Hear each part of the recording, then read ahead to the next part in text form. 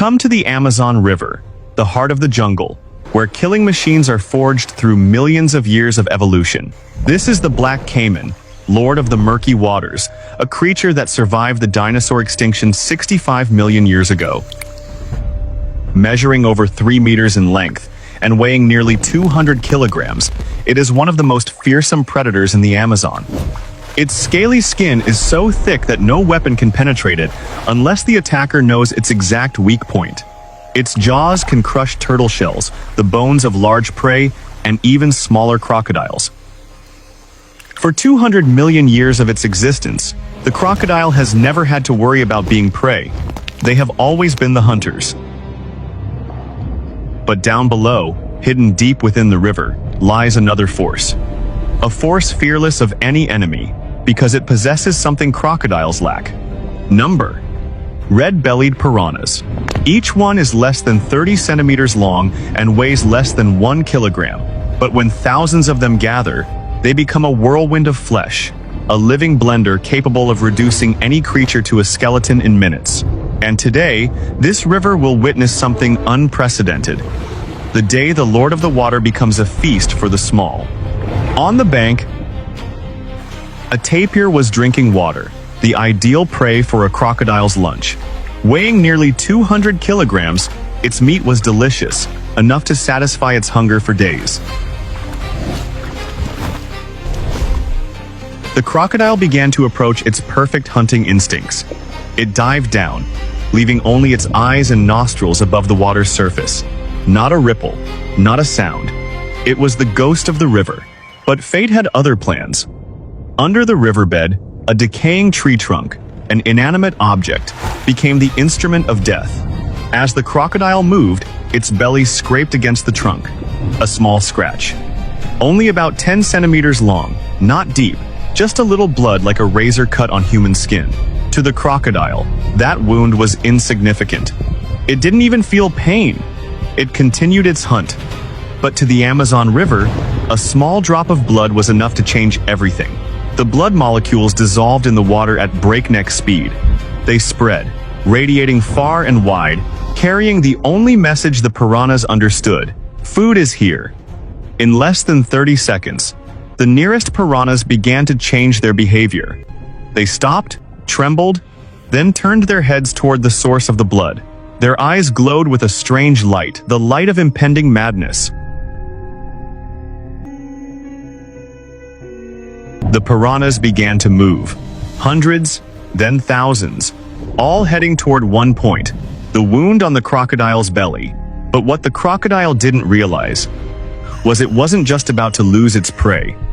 It was about to become the prey.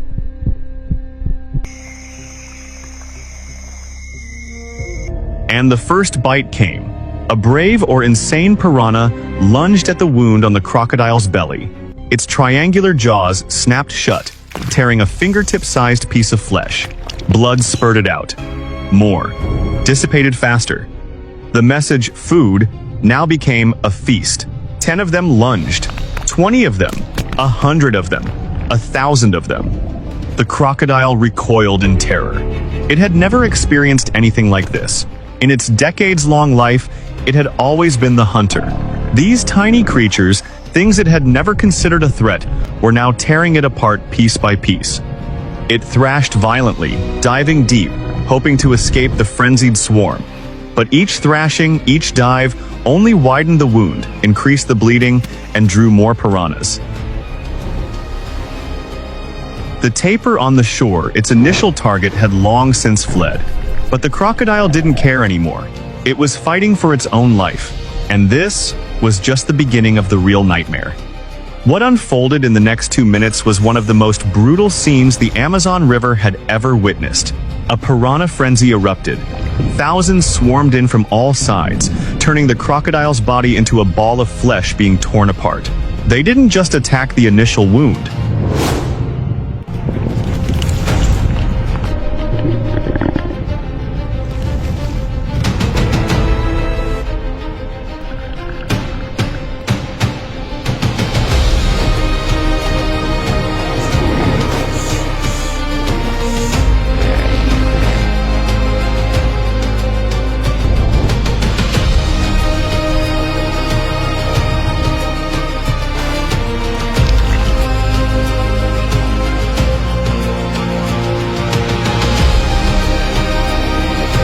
They found every weak point: the bulging eyes, where the skin was thinnest, the gill slits, where blood flowed easily, and the fresh wounds inflicted by their own kind.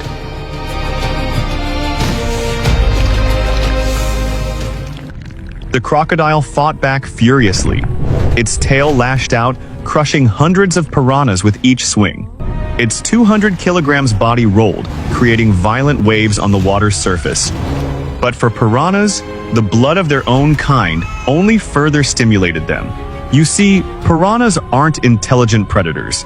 They have no tactics, no organization, no coordination. They only have one reaction to blood and chaos: a fantastic bite. Each piranha lunged, biting a piece of flesh. Then, pushed and shoved by its own kind, it too tore at each other in a frenzy. The river water turned into a boiling cauldron of raw meat.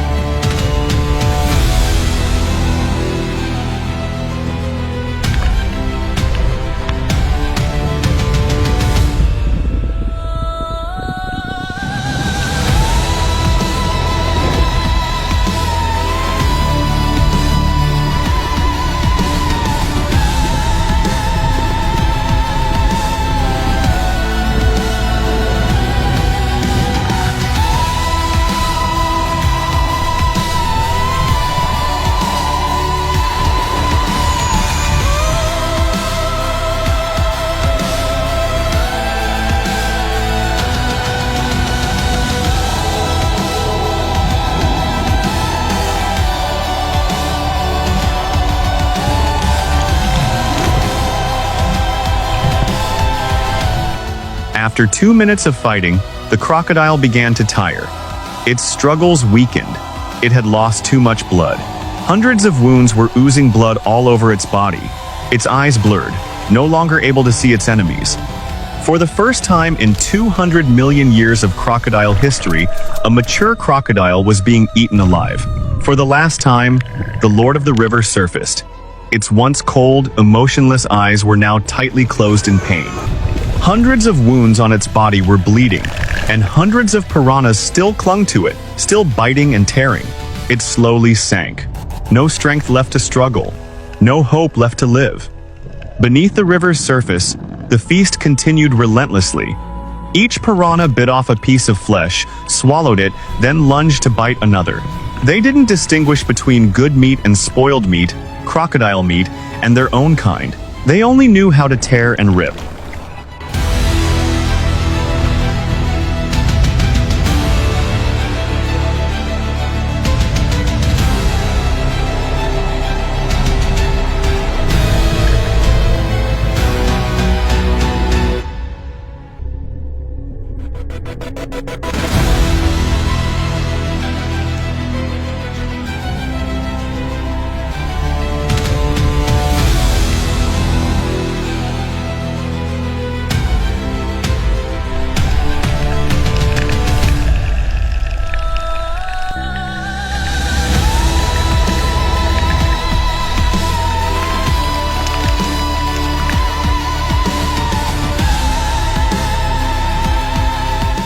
One piranha bit into the crocodile's eye, pulling it out. Another tore a chunk of flesh from its belly, yet another bit off a toe. Piece by piece, the flesh was torn off, devoured, and disappeared into thousands of tiny stomachs. After 10 minutes, only the skeleton remained. The last scraps of flesh had vanished. The stark white crocodile skeleton slowly sank to the bottom of the river, nestled among decaying tree trunks and pebbles. The piranha swarm began to disperse. Satiated, they swam leisurely back to their daily lives, waiting for another drop of blood, another feast. On the surface of the river, the last traces of blood faded. The water became clear again, and there was no longer any trace of the fallen ruler. Dawn rose over the Amazon River, erasing all traces of the night's battle. The blood had dried, the corpses had sunk, and life went on. The piranhas still swam leisurely, their red bellies glistening in the early morning sun. Some still nibbled at each other, as if still exhilarated after their feast. In their short memories, perhaps nothing remained but the smell of blood and the feeling of satiety. At the bottom of the river, a crocodile skeleton lay amidst the mud. Small fish and shrimp swam back and forth, nibbling at the last remaining scraps of flesh on the bones. No one honored it. No one mourned it. It was merely a part of the great cycle. Another crocodile, larger, swam from afar. It sniffed the lingering scent of blood. It stopped, wary. A flicker of fear appeared in its eyes. Then it slowly turned, swimming in another direction.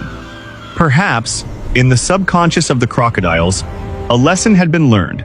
There are places on this river that even the Lord should not set foot in. Thousands of triangular teeth had begun to open. Thousands of hungry stomachs had begun to rumble at a familiar scent. The cycle began again. Somewhere on this river, another battle awaited.